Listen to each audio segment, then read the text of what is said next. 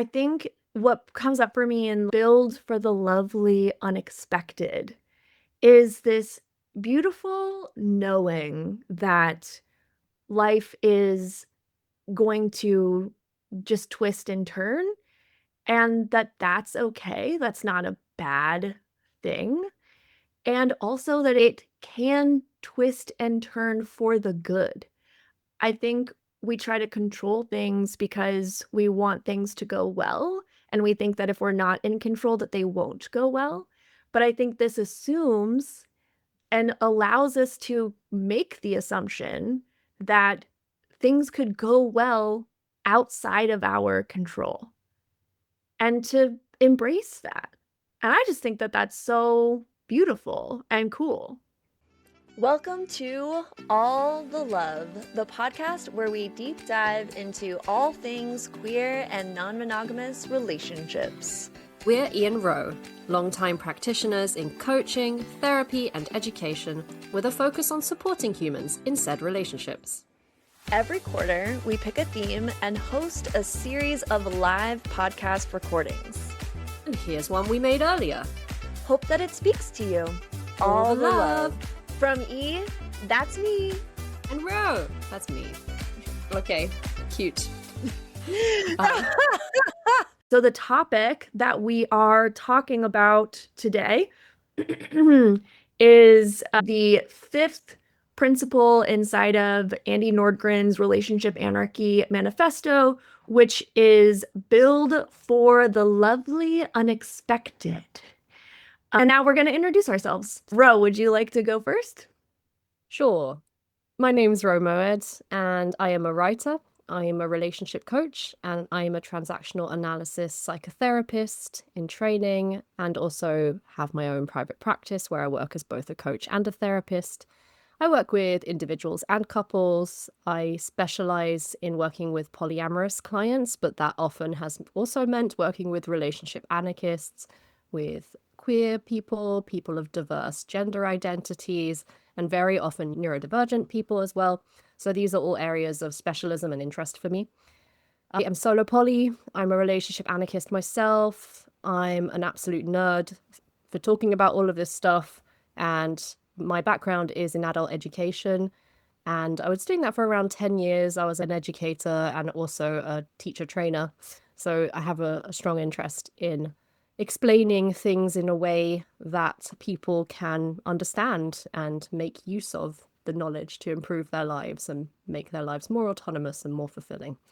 So I'm marrying my love of education, my love of talking about polyamory and relationship anarchy, my interest in human psychology and self-improvement, and all of those things have come together to make me the person I am right now.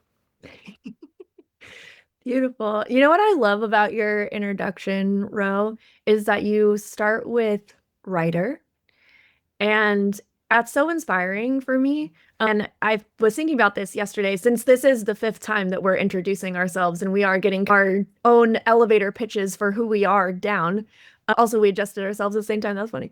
But I'm just listening. They're not going to know what adjusted ourselves means. So just the avoidance of any doubt, we both shifted in our seats. Nothing more lascivious than that. Also, good word. But no, I was thinking about it yesterday because I was like, I'm actually also a published writer, and I've been starting to write articles again. And so I was like, oh, I'm going to add into mine. I'm like, okay, yeah, I'm also a writer, but I'm also a podcaster, content creator, coach, educator. And how I got here today is I have a degree in political science and degree in women, gender, and sexuality with an emphasis in religion, which means that I studied how power structures impact gender and sexuality, which is a lot, by the way, and not quite positively either. And then I worked at a domestic violence center for several years in community education and outreach. So I taught people about what domestic violence is, how different people are impacted by domestic violence in different ways, especially based off of your identity. A lot of education inside of what abusive relationships are and how to get out of abusive relationships and why people are abusive in the first place as well. So that was kind of my first introduction inside of like the psychology of why we do things.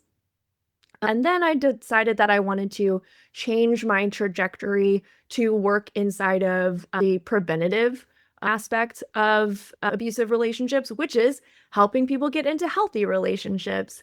And I chose the path of transformational life coaching because that is a modality that has been very helpful for me personally, really spoke to me. And I started to really nerd out about transformational life coaching and what that is and different modalities inside of it. And then I opened my own private practice in 2017, part-time.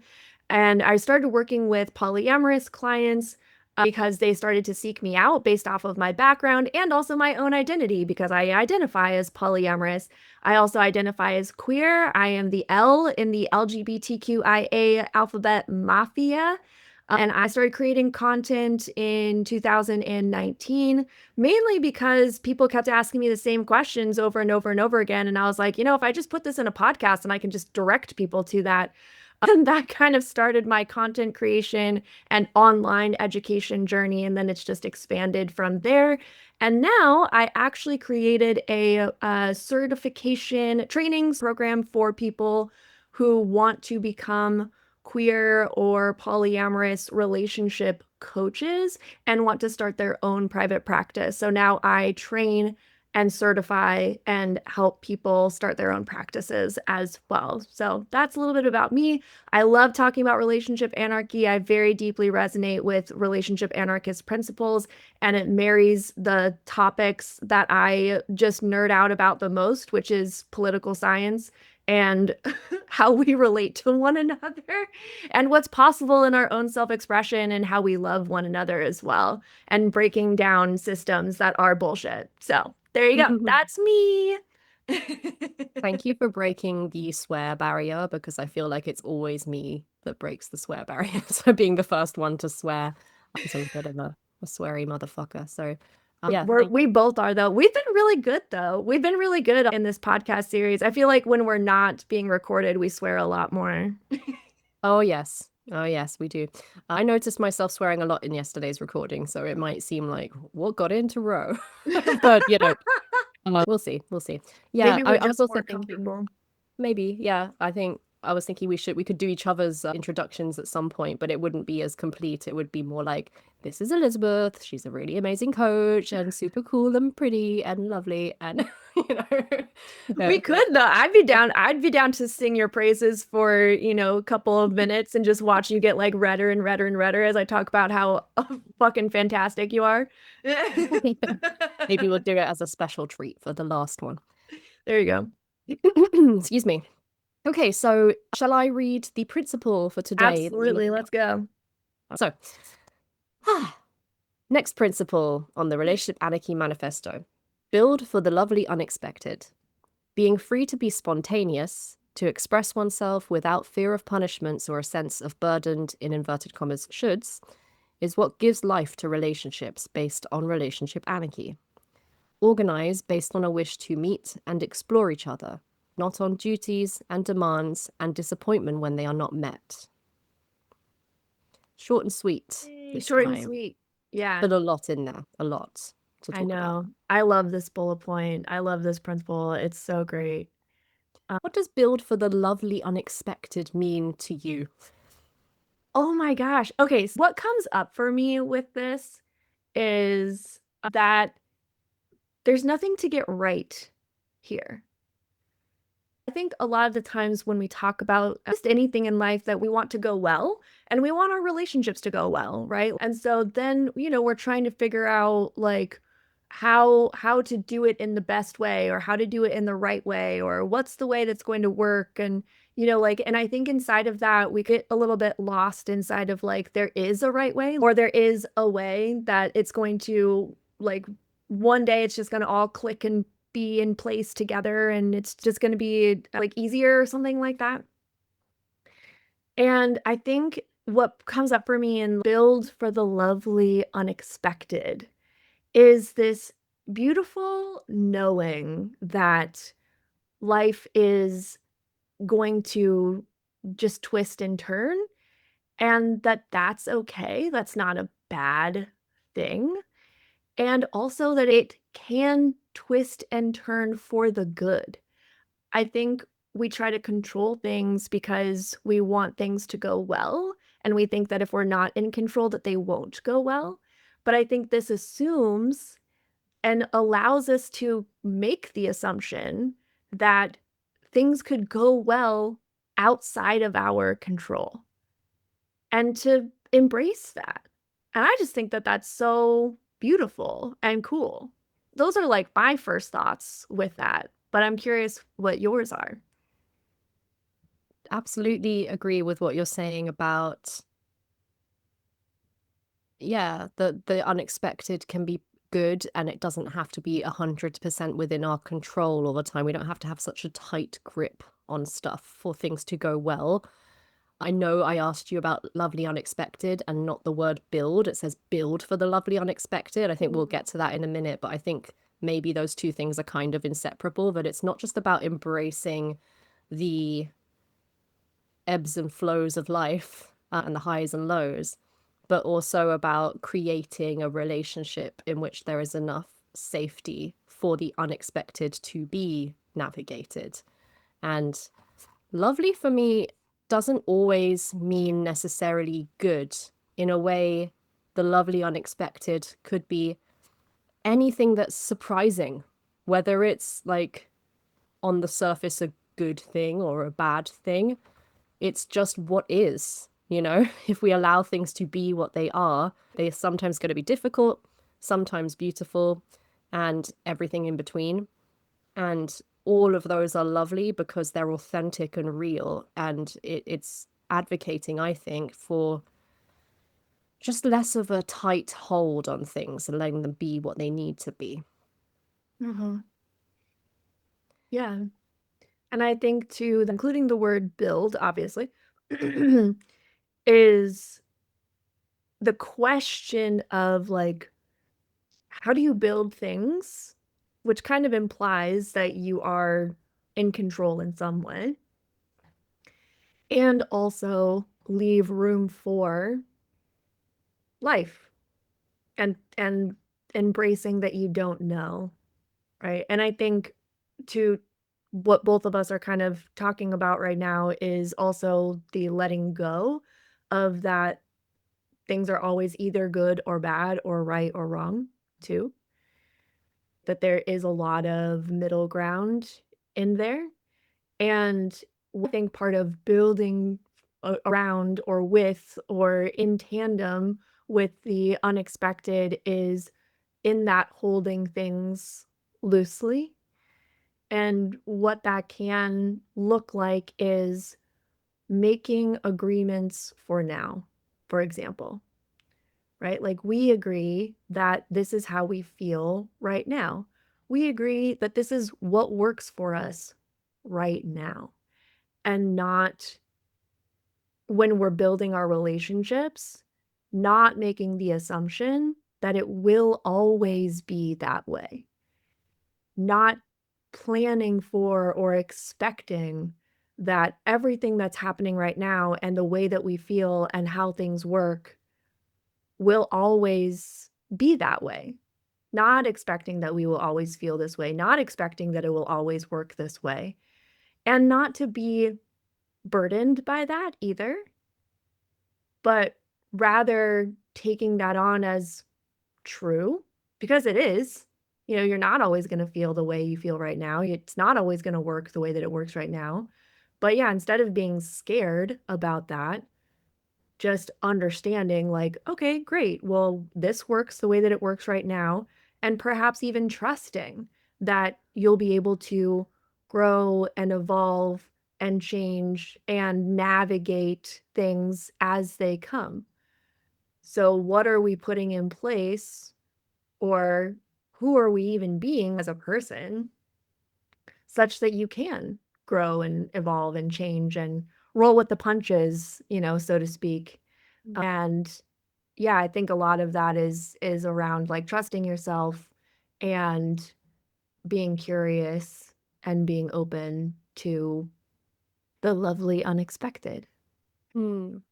Yeah, trusting yourself, but also trusting in the person that you're relating to. And just a reminder for anyone listening right now or in the future, listening to the recording, if you haven't listened to previous episodes or picked up on this point yet, that relationship anarchy is not just about our romantic relationships, it's about all kinds of relationships. When I say the person you're relating to, it could be any type of relationship that you have in your life.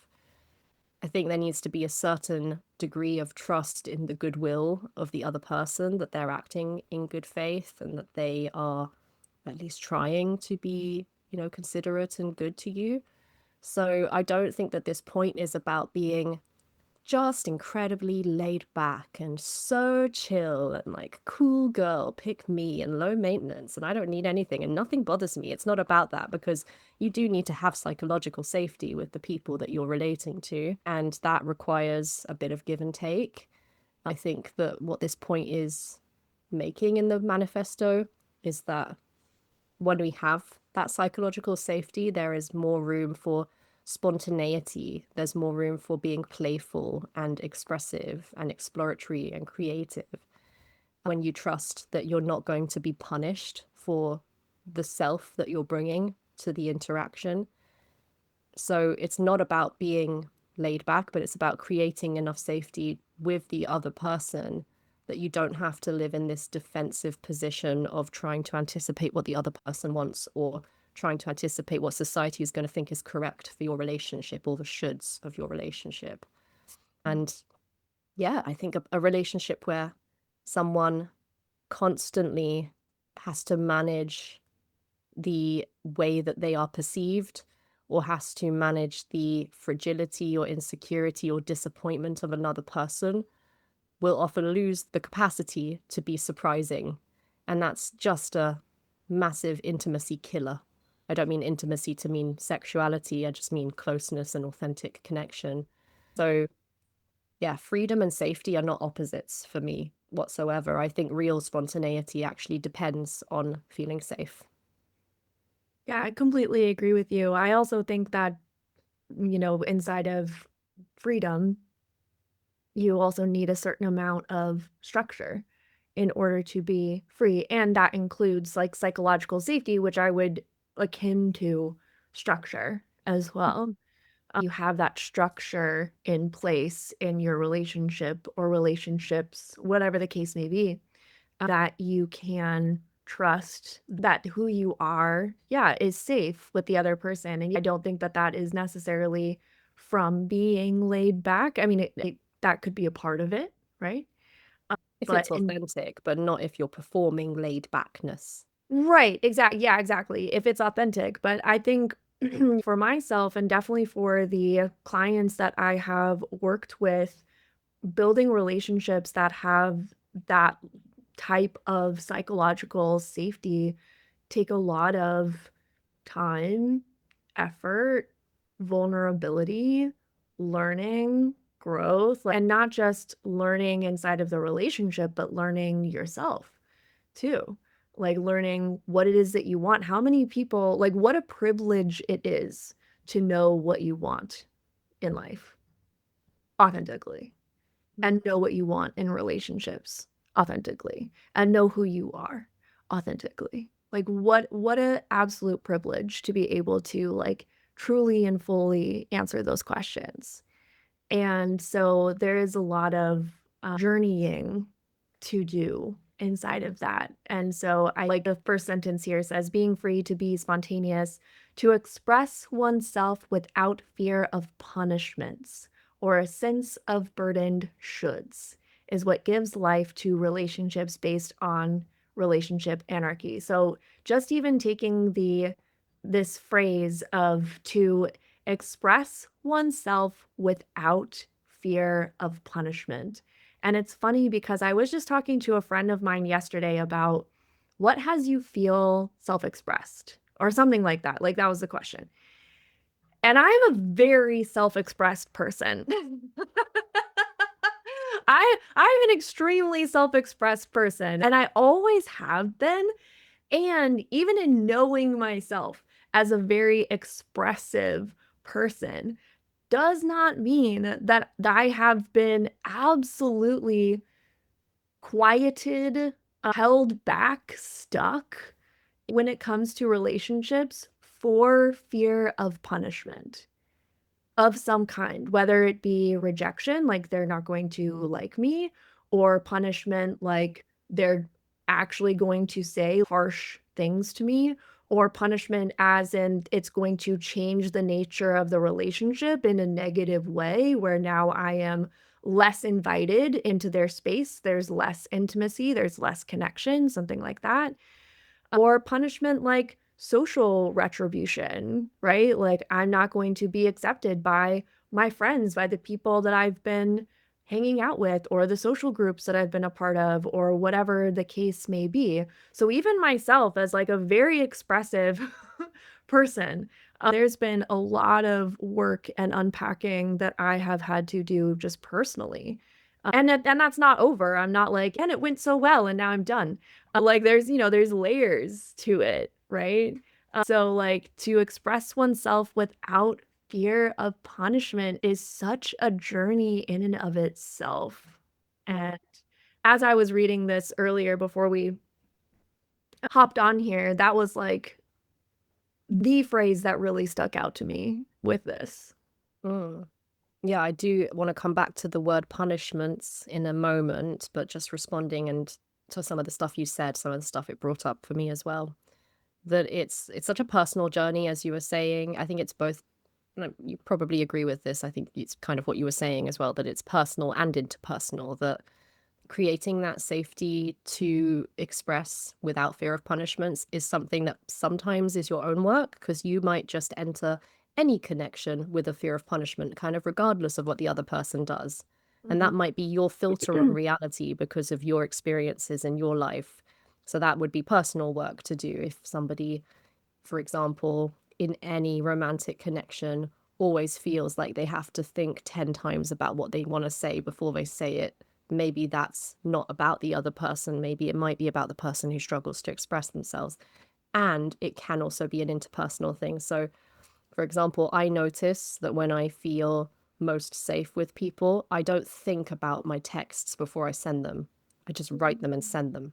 And it's always a sign for me that I'm fearing some kind of punishment when I'm like, ooh, is that going to be misread? Is it a bit long? Is it snappy? Do I need to put an emoji to make sure it's soft enough? There's a sense of not being trusted by the other person and not trusting them. And yeah, that's partly my work, because obviously it's coming from me, and there's something also interpersonal going on because it's not across the board. I don't always feel that way. So that's what I mean by both personal and interpersonal. And yeah, coming back to the word punishments, I think you gave loads of good examples, but I think it's important to be very explicit that punishment doesn't mean being locked in a cage or overt conflict, raising voices. It can be something very broad. So it can be anger or blame, but it can also be withdrawal. It can be making an ultimatum or shaming or judging. It can be way more subtle. It can be sulking or being emotionally cold or conveying disappointment, passive aggression, scorekeeping, making someone feel like a burden, like what I just did. I just sighed as I was speaking, and I was thinking, oh, if someone sighed at me when they were speaking to me, that might make me feel like a burden. So it can be more subtle stuff as well. And I'm raising that with you, Elizabeth, because I know that in the course that we created about having difficult conversations, I'm pretty sure we covered the way that punishment is not always really overt and it can be way more subtle. But it's always, there is this undercurrent of trying to influence and manipulate the outcome of interactions through your giving or not giving something. Yeah. And I think also distinguishing between punishment as something that is malicious versus punishment that is maladaptive or even using manipulative in a more neutral tone. Like I know a lot of the times when we use the word manipulative, especially inside of like interpersonal relationships, we mean that in a malicious way, a malicious context.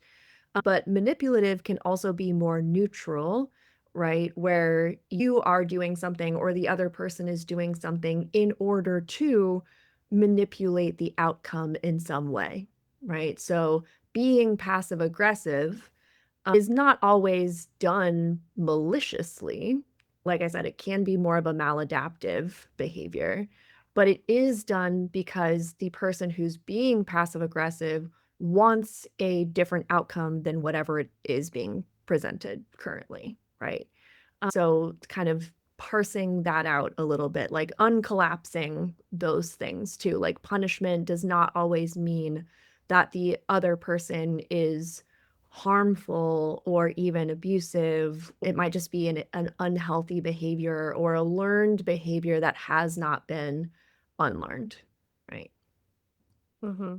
Yeah. Yeah, absolutely. It's not, there's no heat behind that word when I use it. And I know you know that, so it's helpful to clarify for those listening. Yeah. That, yeah, when you say maladaptive, I think also just to clarify that in case people hear that and think, well, that sounds really negative. It's an adaptation to being in the world that you learned because at one point it kept you safe, or at one point it seemed like the right way to do things, but in the present, it's not doing you any good. It's not leading you to have the best outcomes or the healthiest or most intimate connections you can have. So it's more like it's doing you harm rather, and it could be doing others harm in the process as well, but like when we do others harm, we do ourselves harm. So I think that's just important as well to No, say. I appreciate that too, because I definitely use maladaptive in a very neutral way. And I'm like, oh yeah, that can be taken in a more like heated way. I think it's the risk of being in a helping profession and just, we both feel very deeply that all people are worthy of love and like have good inside them. And maybe people don't know that we're carrying those beliefs when we say these things. It's like it's Yeah. always coming from a position of wanting people to have the best lives possible as opposed to pointing the finger and telling them what they're doing wrong. It's not Right. about that at all. Yeah, so I mean, punishments and sense of burdened shoulds. So to express oneself without fear of punishments or a sense of burdened shoulds, maybe we could zoom in on burdened shoulds Yeah. for now. I think it's a killer of intimacy. I think that's the point that this part of the manifesto is making for me, is it's not saying that we never ever have duties to one another or that we don't have obligations to one another. There is structure within relationship anarchy. I think this is a very common misconception about relationship anarchy, that it means we don't define, we have no structures, we have no agreements or obligations or duties. That's not how I understand it. It just means that we decide what those obligations and duties are for ourselves, and they come from a genuine willingness to do something as opposed to a compulsory service that we think we should do. So when you express yourself honestly with someone, when you feel like you can be authentic in your expression, and you know that they won't come back at you with shoulds about what other people say is normal, it creates the space for you to really say exactly what it is that's on your mind. Yeah, I said a few different things within that. I know that wasn't the most coherent, but yeah, I'll pause there because I'm thinking like 5 different things at the same time. So it's probably not coming No, that's across the most okay. clear. I think one thing that might be helpful is talking about where shoulds might show up in relationships. And that's also kind of a difficult thing because shoulds show up everywhere. But I like to look at things through different lenses so that we can uncover things a little bit easier, or else being like saying something like, well, there's so many shoulds are everywhere, then it's hard to really like pinpoint. So from my background inside of like gender and sexuality and queer relationships, this is where like the Venn diagram of relationship anarchy and like queering of relationships really sticks out for me. And so looking at things like gender roles in relationships. Like, if you are a man in a relationship, then you should pay. You should take out the trash. You should be the protector, whatever that means. Like, you should be less emotional. When it comes to intimacy, you should initiate. I'm using a lot of like very stereotypical ones, but sometimes starting with stereotypes is a good starting point because they're more obvious. And when you start with the more obvious things, you start with the more low-hanging fruit, then as you go, there'll be more things that you see in the process. And so then, like, you can do that with being a woman, right? And one of the reasons why this is the Venn diagram of like relationship anarchy and queering of relationships is because then when you have people who do not fall into the category of either man or woman, but in a stereotypical way, or in a very real way, either way, then you can really start to like see this and break it down. So, like, for example, looking through the lens of gender is a way to unpack some shoulds in relationships, right? Hmm. Other lens that you could look through is what makes you feel uncomfortable in relationships? Like, what doesn't make sense to you? What are things in relationships where you're just like, but why? Like, why do we do that? Why do I do that? I don't actually like that, but I just kind of go along with it. Like, why do we do that? Getting curious about the feelings that you have that come up in relationships, specifically like uncomfortable feelings or frustrated, like things that make you really frustrated. Like, I don't understand this. This is so frustrating. Like, why do I have to be this way? Why do you have to be this way? Why do you have to do this? Why da da da da? Like, those things. Like, that's a way to uncover shoulds. Like, what are the things that we think that we need to be doing, or that I think I need to be doing in order to have a quote unquote successful relationship with someone? Why do I feel that way? Why do we feel that way? Why do we do that? Yeah, and I guess there are people who may feel one of the shoulds that they hold is I should try to make my partner happy and I should anticipate what their needs and desires are. And I don't think that the manifesto is saying that that in and of itself is bad. It's more like the shoulds, the systemic shoulds, like the ones you were talking about. I think it's warning us against, like the heterosexism that you were just giving examples about, or the Right. gender patriarchal nonsense that we inherit from our culture. But also, as a solo polyamorous person, someone who doesn't place value on a relationship depending on how far up the escalator of relationships it has gone, like all these milestones for a relationship, like moving in together, marriage, having children, things like that, then the idea of you should want to move in with this person or you should prioritize this person because you're in a relationship that's romantic, that doesn't make sense to me. I don't, well, as a relationship anarchist, frankly, I don't place a hierarchy on different kinds of relationships. So I'm not going to think to myself, oh, I should respond to my partner before I respond to Elizabeth, because my partner is a person I have sex with, and Elizabeth is a friend and collaborator, and we do not have sex, you know? So like that's not how I categorize and prioritize relationships. But for a lot of people, they've inherited, for example, that should. I shouldn't want what I want. It can also be negative shoulds. So I think that any kind of should, which is an external expectation that we internalize and then police ourselves with, creates distance from our true desires, our capacity for play, our curiosity, and our ability to access what's true for us and to express that. And I don't think that the problem is that expectations exist at all. We have some shoulds. Like I said, the structure is there. So the should, for example, is we should not abuse each other. That's a fair expectation to have. But the problem is that shoulds can become heavy and moralized and completely detached from the actual people in the actual fucking relationship. You know? I agree with you. And I think that that's kind of coupling what we just said with what we mentioned earlier, which is allowing for the fluidity of relationships, like allowing for that this is how the relationship is right now. This is how we feel right now. This is what works for us right now.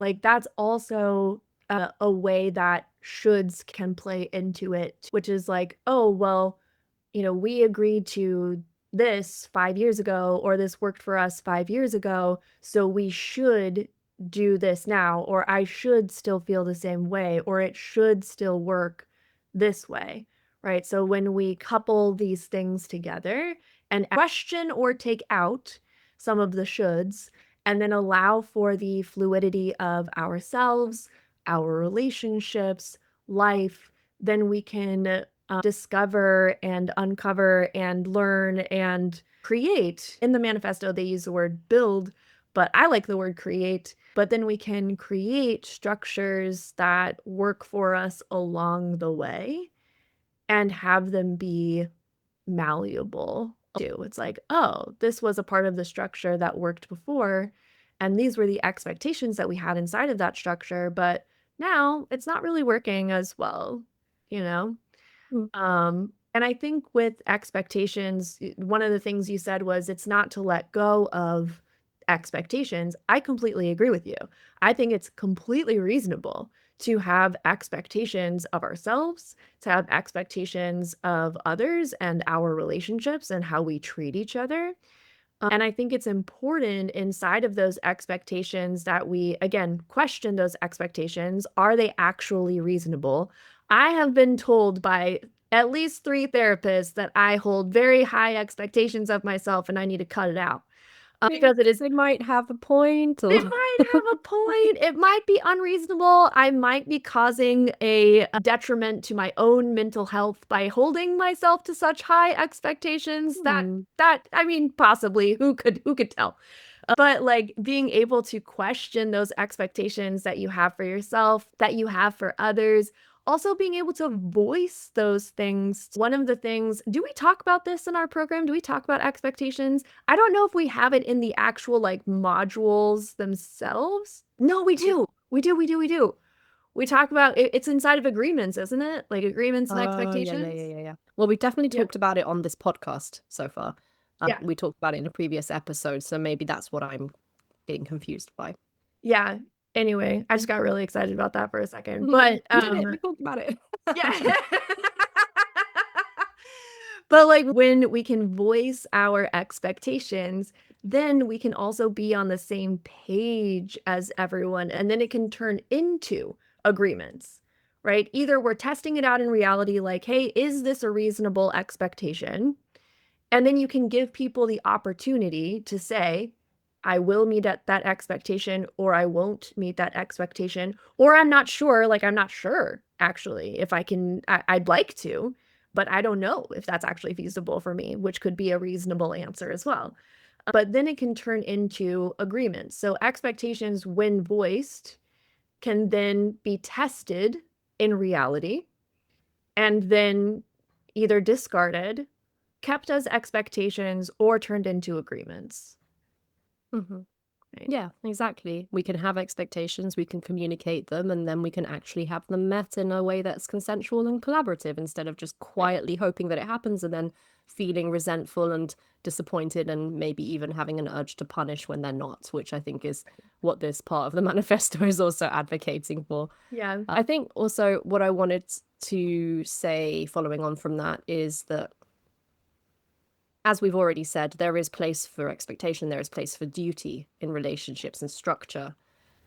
And I think what I'm skeptical of is a relationship structure that is primarily or maybe even solely duty based. And the reason why is not just because I resist being controlled by people and in a sort of resentful, rebellious, teenagery kind of way, and not even in a fully embodied adult autonomous kind of way, although that is part of it. The reason why I'm skeptical of it is because I think when people do things mainly because they are expected to, and it's not really an authentic, meaningful choice that they've made, it leads to resentment. It leads to people feeling trapped. It leads to people feeling underappreciated as well. I did all this shit that I was told to do and no one even cares. It can also lead people to feel morally superior in this kind of one up, one down way. I did all the right things and you're not good enough. And how is that going to lead to anything but a stressful relationship, in my view? right? The other person might feel managed by you rather than met as a human person. It can feel like you're trying to administer the relationship rather than live it, you know? Mhm. And I think what this point says, let me just scroll up to the right bit, is so it's saying being free to be spontaneous is what gives life to relationships based on relationship anarchy. And I think that word life really stood out to me, that the relationship can feel so dead when it's burdened by expectations that aren't spoken, that aren't negotiated, that aren't authentic as well. Mm-hmm. Yeah, I as so often as when, we speak, the other one is like, there's so many things that I want to say about what you just said. Yeah, well, I mean, we say this every episode, but we're not going to cover every single thing that there is to say about this, because if we were going to do that, we'd have to go word by word. It would take us 7 hours to do an episode. So I Right. think, we're just kind of doing a high level, let's glance at this and talk about what comes up. And we are really open to people submitting questions about things they want us to talk more about. And we may also come back to this. So no pressure to get everything out there. Yeah, I think, and just kind of having a meta conversation about this for a second is where I'm coming from when we have these conversations, like how I've been thinking about it is like, what are the things that I either hear or see the most that I believe need to be addressed first in order for this to work, just based off of like what I know from like my profession and working with people. I'm like, these are the things that if we don't address this first, then talking about the next thing won't make sense, right? Or that we'll run into too many pitfalls. And so, like, with what you said, coming back from my meta conversation, so with what you said, one of the things that I think is really important, I'm gonna pick out the moral superior aspect of what you said. What I want everyone to understand, not everyone like who's here right now, not everyone who's listening to this podcast, what I want every single person to understand. Evil laugh. Every single person in the Every whole single world. person.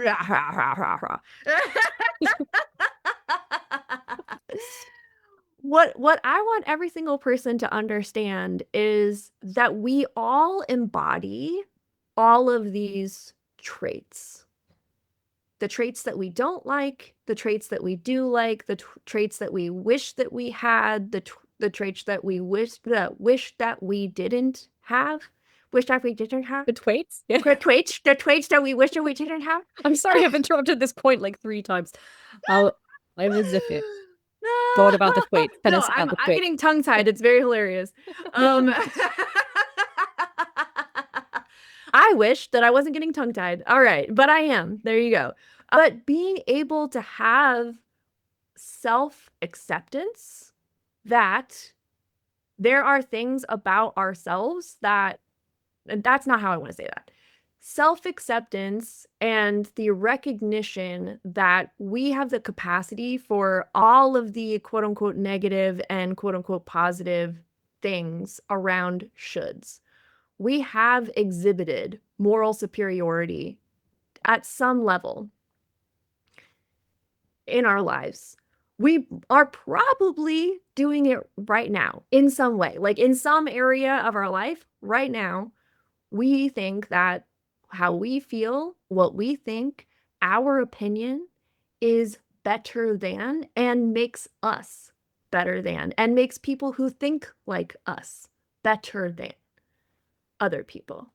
And I think that it's important to recognize that we have these traits, not only so that we can unpack them and lessen the traits that are more unhealthy, but also so that we can bring a level of non-judgment around this. that I think is so needed in these conversations. Like so, so, so needed to let go of judging ourselves and to let go of judging others. So, like, when it comes to this last sentence here, so organize based on a wish to meet and explore each other, not on duties and demands and disappointment when they are not met.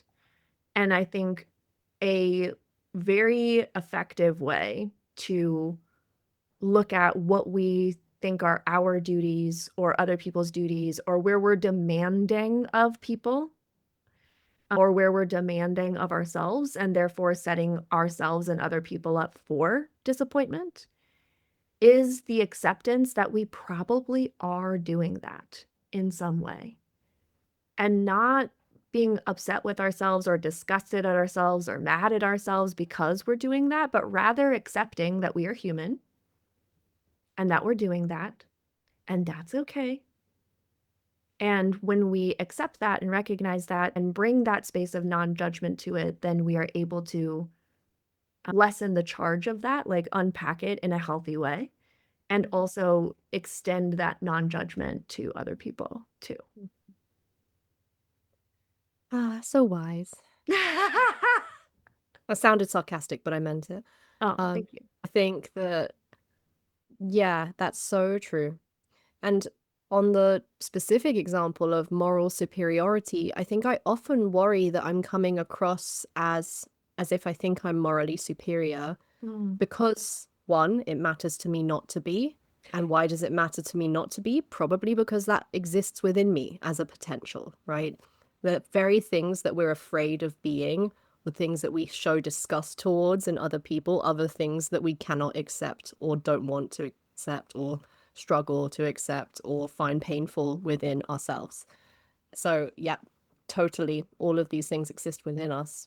Mm. Any closing thoughts before we go to Q&A, sort of the last sort of parting words that you'd like to share on this bullet point before we answer questions? And as always, other things may come up in the questions, but Of anything. course. Yeah. Oh man. This it has surprised me.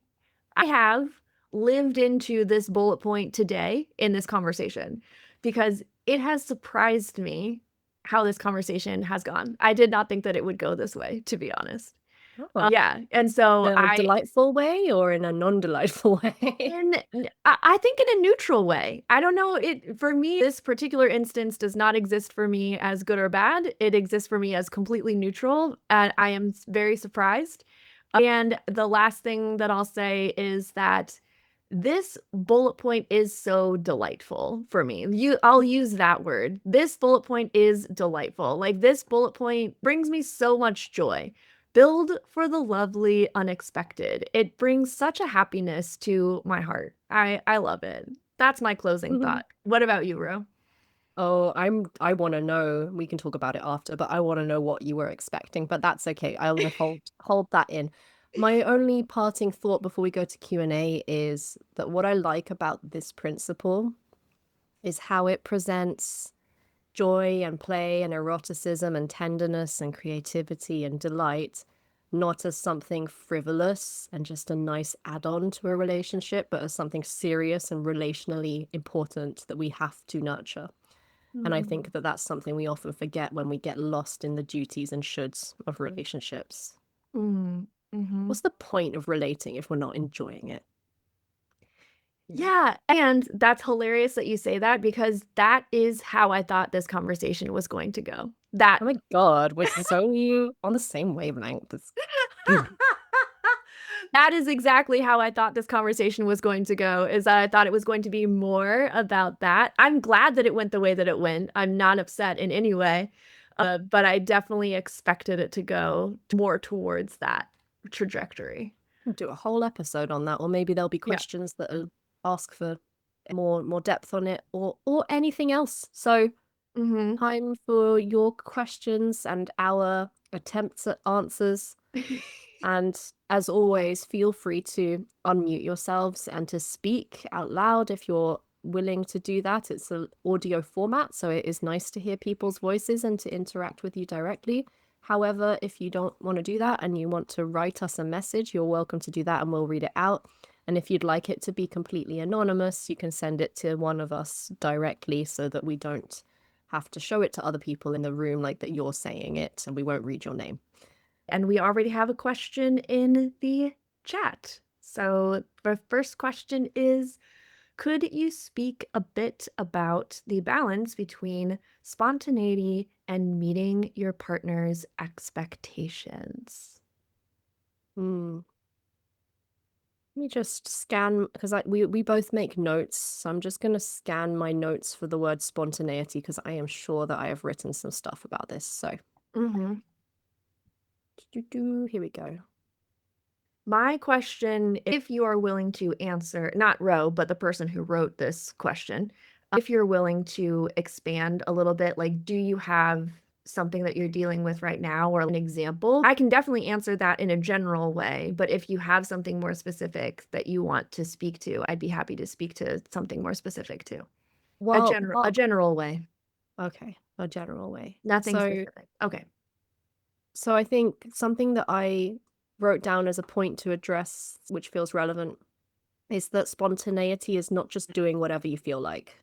It's not just willy-nilly doing whatever feels good in the moment without consideration for the impact that you have on other people, without consideration for the expectations other people may have, for example. And I think it can sound very adolescent if we don't unpack what is meant by spontaneity. So the way I'm understanding it is not so much about impulsiveness and more about authenticity and responsiveness to what's happening. So rather than doing something because that's what people do, that's a should that I have in my mind, doing it because it feels in alignment with me and the person that I want to be and my values, and it feels appropriate in this situation. So it may be my authentic desire to meet someone's expectations, and it certainly would be in situations where we have negotiated those expectations in the way that Elizabeth was talking about before. If someone communicates an expectation to me and I say, yeah, sure, I can meet that expectation, my authentic, responsive desire, spontaneous, you could say, would be to meet that expectation. So I don't know so much that you need to balance, because they're not in contradiction to each other. Meeting expectations and being spontaneous can be under the same thing, the same umbrella. You can be your spontaneous decision to meet an expectation. And sometimes it may not be. You know, your spontaneous decision may disappoint someone else. And it's just about being a safe space for the other person to express that disappointment, I guess, in that scenario. I'm going to pause there, leave some room for you to share your thoughts as well, Elizabeth. Yeah, the thing that comes up for me is considering your own values and what feels in alignment with you, and then what are the other people's expectations, and are you self-abandoning to meet those expectations, right? Like if those expectations fall outside of what actually feels in alignment with you, and that can be a conversation between the other person. The example that I'm thinking of in my head is time spent with partners. I think that that is an example that gets brought up a lot. Like, I want to have the ability to, if my friend texts me at 2 o'clock on a Thursday, and they're like, hey, I'm doing this thing at 6 p.m., I want to be, me personally, I want to be able to say yes to that thing at 6 p.m. and go hang out with my friend. If I am with a partner and maybe like we live together and they have an expectation that if I'm going to go do things, they actually need more notice than that, that's not really a very workable scenario for me personally and how I want to live my life, right? So it's okay that they have that expectation. It's not like morally bad or wrong, to have that expectation. But it's also not workable for me and the person that I am and who I want to be in the world, right? So maybe I don't live with someone like that. So inside of relationships, when we get really into like the nitty gritty and like practical of things, there are some hard decisions that you might need to make inside of that, such that you can be the expressed person that you are and you can have workable relationships. And that takes time and adjustment too. Sometimes we don't know that those expectations exist until they are unmet, right? Yay! And they said that that was helpful. Thank you. That was what I was aiming for. Awesome. Oh, good. Yay. All right. Glad we met your expectations Yay! Look at that. spontaneously. So we have another question. Shall I read it out? Absolutely. I don't know what my question is here beside can anyone relate, but I've struggled a lot with neurodivergency. My autistic need for routine, consistency, and the fact I haven't changed. I don't know how to prepare for and adjust to the lovely unexpected. My ADHD partner really loves this part of Relationship Anarchy, of course. Can relate. Totally can relate. I was like, I can also relate because I'm ADHD. I can relate to your partner. Yeah, and I'm more on the autistic end of the neurodivergent spectrum, so I can relate to the need for information and predictability. Yeah, I mean, I have thoughts, but maybe you want to go first. I don't want to dominate the space. No, I think you should go first because you do relate to the person who asked, and then maybe I can add something from the ADHD perspective. We'll see. Well, one thought I had was that I don't see this point in the manifesto saying that everyone should be comfortable with loads of uncertainty and sudden change as a first point. So I think it's very understandable if, as an autistic person, you have a need for predictability and routine and clear structure. And it's not just a trivial preference, it's actually important for regulation. So I don't want to discount that. What I think this point is saying is not that you should be comfortable with chaos, but that you will get authentic responses out of people when you create an environment that is safe enough for them to express in. Sometimes their authentic responses will surprise you and be dysregulating, and I think that's what you're talking about. But I don't think that what this point is saying is you just have to be okay with whatever comes up and just deal with it. I hope that is making sense as a distinction. I think it's important because it is about spontaneity in the sense of being able to be honest about what you really feel, bring your true self to things. It's not spontaneity in the sense of completely unpredictable behavior. So, I have partners who, well, sorry, I'm laughing because I'm like, yeah, both my partners are autistic too. So that does make things easier. Both of them are like, what's the plan? When are we next meeting? Let's get in the calendar. When do we meet? Where are we meeting? At what time? And for how long? And what are we going to do? And it's, so that does make things easier. But what was my point? I don't remember. I forgot my point because I got distracted by my own ridiculousness. So sorry for that.